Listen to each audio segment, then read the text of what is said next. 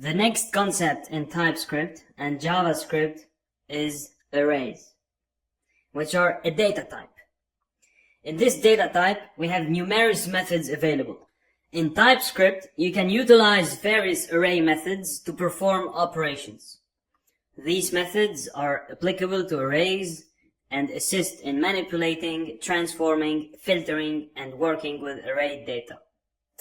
First and foremost, among these array methods, there are two very important ones, push and pop.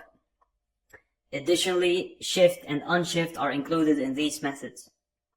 To begin, let's declare a variable for numbers and specify that we are using an array by providing an annotation for number.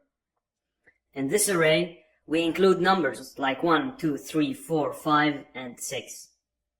The push method works exclusively with arrays and is used to add elements to the end of the array.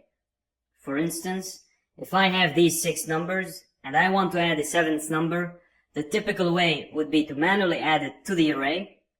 However, at the high production level, you avoid directly modifying the array and instead use a method for adding elements.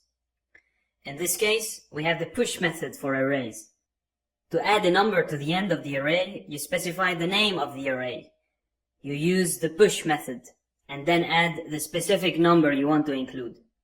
For example, to add the number 7, you can save the code and then run it using Node.js. If you encounter an error, it might be due to a TypeScript issue.